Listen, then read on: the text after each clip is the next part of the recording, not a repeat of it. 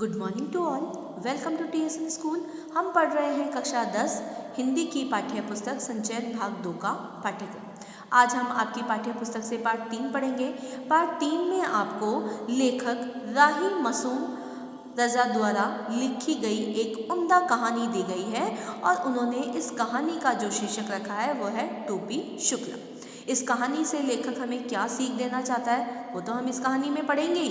इस कहानी में दो दोस्तों के बारे में कहानी बताई गई है, टोपी और इफ़न के बारे में। एक दूसरों के घर में उनके साथ कैसा व्यवहार किया जाता है और अपने स्वयं के घर में उनके साथ कैसा व्यवहार किया जाता है, ये सभी इस कहानी के अंतर्गत हम अध्ययन करेंगे। तो शुरू करते हैं हम हमारी ये कहानी टोपी शुक्ला। इफ़न के बारे में कुछ जान लेना इसलिए ज़रूरी है कि इफ़न टोपी का पहला दोस्त था।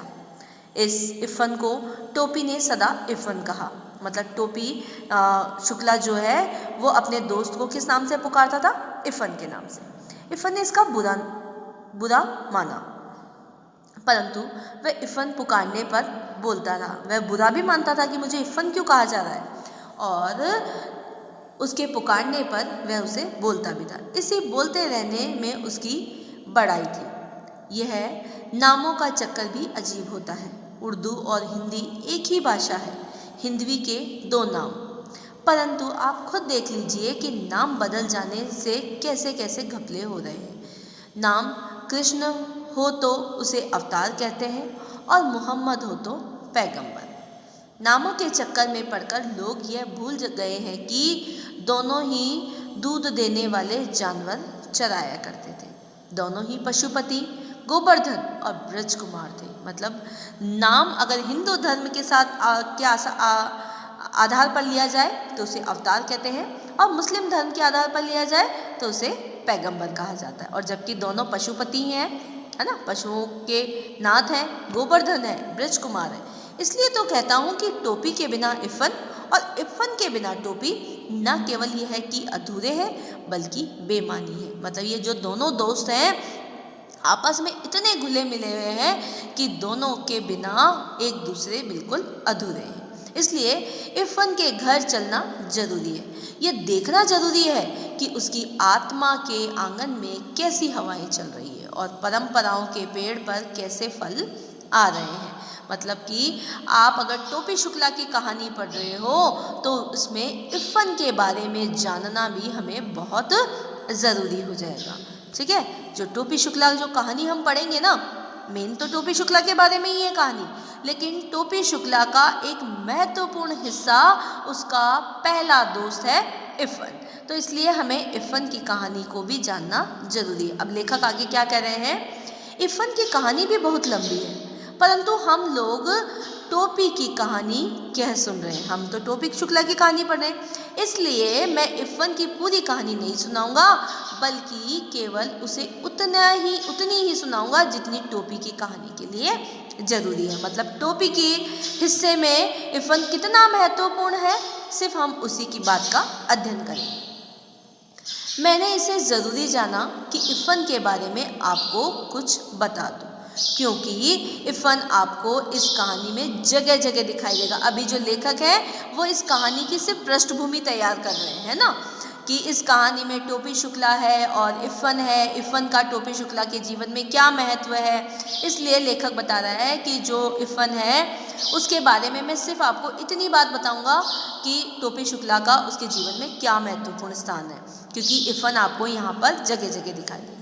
ना टोपी इफ़न की परछाई है और ना इफ़न टोपी की। ये दोनों दो आज़ाद व्यक्ति हैं।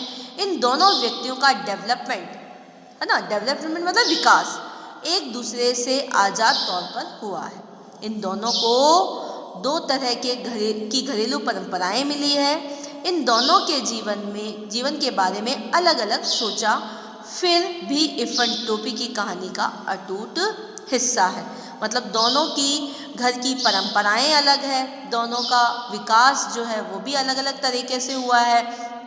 फिर भी अगर आप देखें तो जो इफ़न है उसकी कहानी में इफ़न का एक अटूट हिस्सा है। ये बात बहुत महत्वपूर्ण है कि इफ़न टोपी की कहानी का एक अटूट हिस्सा है। मैं हिंदू मुस्लिम भाई भाई की बात नहीं कर रहा हूँ। मैं ये बेवकूफ़ी क्यों करूँ? क्या मैं रोज़ अपने बड़े या छोटे भाई से ये कहता हूँ कि हम दोनों भाई भाई हैं? यदि मैं नहीं कहता तो क्या आप कहते हैं? हिंदू मुसलमान अगर भाई भाई हैं तो कहने की ज़रूरत नहीं, यदि नहीं है तो कहने से क्या फ़र्क पड़ेगा? मुझे कोई चुनाव तो लड़ना नहीं है। अब क्या कह रहे हैं कि इफ़न और टोपी जो है वो क्या है, हिंदू मुस्लिम है ना, हिंदू मुस्लिम धर्म से। तो क्या अगर आपके घर में आपके भाई बहन है तो आप रोज़ ये कहते हैं कि आप हम दोनों भाई भाई हैं, है ना? या फिर हम रोज़ ये कहते सुनते हैं। तो इसलिए कहा जा रहा है कि इफ़न के लिए भी ये ज़रूरी नहीं है कि मैं ये कहूँ कि हम दोनों भाई भाई हैं, क्योंकि मुझे कोई चुनाव नहीं लड़ा। मैं तो एक कथाकार हूँ और एक कथा सुना रहा हूँ। मैं टोपी और इफ़न की बात कर रहा हूँ। ये इस कहानी के दो चरित्र हैं, मतलब इस कहानी के महत्वपूर्ण पात्र हैं। एक का नाम बलभद्र नारायण शुक्ला है और दूसरे का नाम सैयद जरगाम मुर्तुजा। एक को टोपी कहा गया और दूसरे को इफ़न। जो बलभद्र नारायण शुक्ला है उसे टोपी शुक्ला कहा गया और जो सैयद जरगाम मुर्तुजा है उसे कहा गया इफ़न। इफ़न के दादा और परदादा बहुत प्रसिद्ध मौलवी थे। काफिरों के देशों में पैदा हुए, काफिरों के देश में मरे, परंतु वसीयत करके मरे की लाश करबला ले जाई गई। उनकी आत्मा ने इस देश में एक सांस तक न ली। उस खानदान में जो पहला हिंदुस्तानी बच्चा पैदा हुआ वह बढ़कर इफ़न का बाप हुआ। मतलब कि इनके जो दादा परदादा जो थे वो तो कौन थे? मौलवी थे। और भारत जिस देश में अभी इफ़न रह रहा है वहाँ पर उनका खानदान नहीं रहा करता था। उनके खानदान की जो पहली संतान जो हिंदुस्तान में रही, हिंदुस्तान में पैदा हुई, वो कौन थी? इफ़न के पिताजी। जब इफ़न के पिता सैयद मुर्तुजा हुसैन मरे तो उन्होंने यह वसीयत नहीं की कि उनकी लाश करबला ले जाई जाए। वह एक हिंदुस्तानी कब्रिस्तान में दफन किए गए। इफ़न की परदादी भी बड़ी नमाजी बीबी थी। करबला, नजफ़, खुरासान, काजमैन और जाने कहाँ की यात्रा कराई थी, परंतु जब कोई घर से जाने लगता तो वह दरवाजे पर पानी का एक घड़ा जरूर रखवाती और माश का सदका भी उतराती। मतलब जो इफ़न की जो दादी थी, परदादी, है ना, वो भी कट्टर मुस्लिम महिला थी, है ना। उन्होंने न जाने कहाँ कहाँ की यात्रा की थी। इफ़न की दादी भी नमाज रोजे की पाबंद थी, परंतु जब इकलौते बेटे को चेचक निकली तो वह चारपाई के पास एक टांग पर खड़ी हुई और बोली, माता मोरे बच्चे को माफ़ कर दो।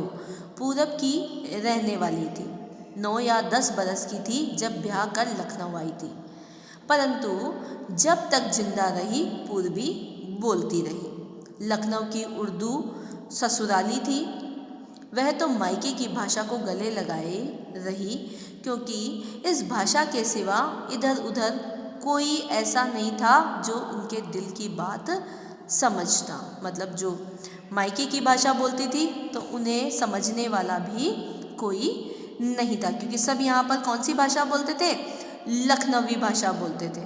तो उसे ऐसा लगता था कि सिर्फ ये भाषा ही है जो मुझे अच्छी लगती है, वह हमेशा उसी को गले लगाए रखती थी। जब बेटे की शादी के दिन आए तो गाने बजाने के लिए उनका दिल फड़का, परंतु मौलवियों के घर गाना बजाना भला कैसे हो सकता था। बेचारी दिल मसोस कर रह गई। हाँ, इफ़न की छठी पर उन्होंने जी भरकर जश्न मना लिया। छठी मतलब इफ़न के जन्म के उत्सव पर, है ना। बात यह थी कि इफ़न अपने दादा के मरने के बाद पैदा हुआ था। मर्दों और औरतों के इस फ़र्क को ध्यान में रखना ज़रूरी है, क्योंकि इस बात को ध्यान में रखे बगैर इफ़न की आत्मा का नाक नक्शा समझा नहीं जा सकता। मतलब कि जो मौलवियों का जो घर है वहाँ पर गाना बजाना अलाउ नहीं था, और जब इफ़न के दादा की मृत्यु हुई इसके बाद ही इफ़न की पैदाइश हुई थी, तो उसके जन्म के छठे दिन जब पूजन उत्सव होता है, उस समय इरफान की दादी ने खूब गाना बजाना किया। इरफान की दादी किसी मौलवी की बेटी नहीं थी, बल्कि एक जमींदार की बेटी थी। दूध घी खाती आई थी, परंतु लखनऊ आकर वह उस दही के लिए तरस गई जो घी पिलाई हुई काली हांडियों में आसामियों के यहाँ से आया करता था। बस मायके जाती तो लपड़ छपड़ जी भर के खा लेती। लखनऊ आते ही फिर उन्हें फिर मौलविन बन जाना पड़ता था। अपने मियाँ से उन्हें यही तो एक शिकायत थी कि वक्त देखे ना मौका, बस मौलवी ही बने रहते हैं। ससुराल में उनकी आत्मा सदा बेचैन रही। जब मरने लगी तो बेटे ने पूछा कि लाश करबला ले जाए या नजफ, तो बिगड़ गई। बोली, ए बेटा, जौन तू से हमरी लाश ना संभाली जाए तो हमरे घर भेज दियो। मौत सिर पर थी, इसलिए उन्हें यह याद नहीं रह गया कि अब घर कहाँ है। घर वाले कराची में हैं और घर कैस्टोडियन का हो चुका, मतलब सरकारी ज़मीन जायदाद में जा चुका है। मरते वक्त किसी को ऐसी छोटी छोटी बातें भला कैसे याद रह सकती है। उस वक्त तो मनुष्य अपने सबसे ज़्यादा खूबसूरत सपने देखता है। यह कथाकार का ख्याल है, क्योंकि वह अभी तक मरा नहीं है। इरफान की दादी को भी अपना घर याद आया। उस घर का नाम कच्ची हवेली था। कच्ची इसलिए कि वह मिट्टी से बनी थी। उन्हें दशहरी आम का वह बीजू पेड़ याद आया जो उन्होंने अपने हाथ से लगाया था और जो उन्हीं की तरह बूढ़ा हो चुका था। ऐसी ही छोटी छोटी और मीठी मीठी बेशुमार चीज़ें याद आई। वह इन चीज़ों को छोड़कर भला करबला और नजफ कैसे जा सकती थी। उन्हें अपने मायके की वह सारी चीज़ें, अच्छी अच्छी चीज़ें उन्हें याद आ रही थी जिन्हें वह देखना चाहते थे।